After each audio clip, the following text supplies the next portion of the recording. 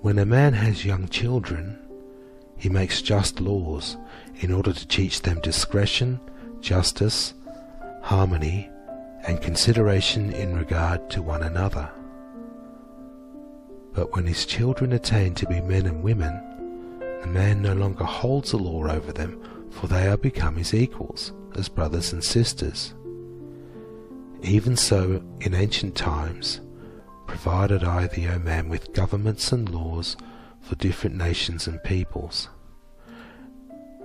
Nevertheless, I said to you, let thy government be as a father over the people, not as a separate matter against them. But you have disobeyed my commandments. My government is as one thing, and the people as another. That which should be one entity, thou hast made into two. The government has become a separate self from the people, and the people are as servants, supporting the lawmakers who trade in projects and schemes for their own profit and glory. Since the earliest days, all the governments of man have drifted into this. When a government no longer fills the grade according to the advancement of the people, behold, thy God withdraweth his heavenly protection from that government, and straightway the people ran into anarchy. Lay not the blame of anarchy and revolution and assassinations on the people. My judgment is against the government in all cases. These conditions of vengeance are but the fruit resulting from the government's diversions from the will of the Creator and the march of his light. As for example, the offspring of inharmonious parents, or of parents wrapped up in selfishness, are lower in grade than their predecessors, even so do the subjects of a king decline in grade in proportion to the prevention of liberty and neglect of general instruction. Judgment is rendered against government wherein it provides not liberty to the people and neglects providing means for the development of talents created withal.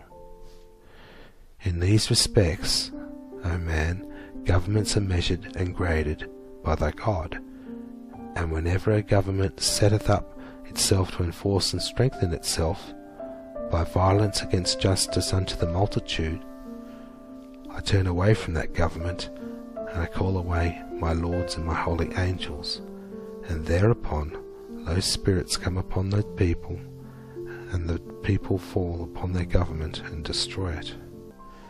If a government be a king only, he have no holy council, no parliament, then the responsibility and the shortness is fully his. But if the king have a parliament, the responsibility for shortness lies with the king partly and with the parliament partly. Judgment is rendered against them not only in this world, but in the unseen world, and each and every member of such council shall be bound in the first resurrection until he have made amends to all his people for the shortness he manifests on the earth. Hear the wisdom of thy God, O man, and consider the way of righteousness in the governments of mortals. The nearer the two are to being one, that is, the government and the people, the nearer they are like unto my heavenly kingdoms. The more diverse the government is from the people, the farther it is from the kingdom of thy God. Let this be a guide to you, O man, in prophesying the change and overthrow of governments.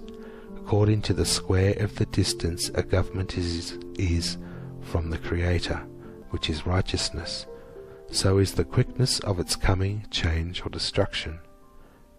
Think not these matters are governed by chance or accident.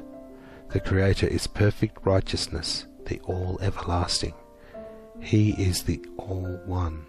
For a people in their government to attain to be all one with each other is his great strength, with a long existence and eternal peace. This also shall you consider. All governments are tending towards oneness with one another. This is the march of the Creator. None can stay him.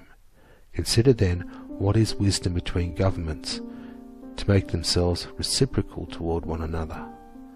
A government that sets up itself for itself and against other governments is a selfish government, and your God rates the same as a selfish man, being diverse from the Creator and his kingdoms.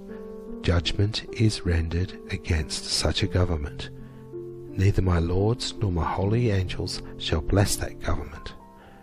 Governments that practice affiliation to bring about reciprocal brotherhoods between governments are on the right road toward the Father's everlasting kingdoms.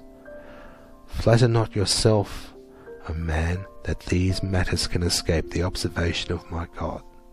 The affairs, legislations, laws, treaties, and all things whatsoever the governments accomplish are known and recorded in the heavens of the earth and on the earth, and the leaders, kings, and councils shall sooner or later face them, and they shall judge of their own fullness or shortness in serving the Creator in righteousness and wisdom.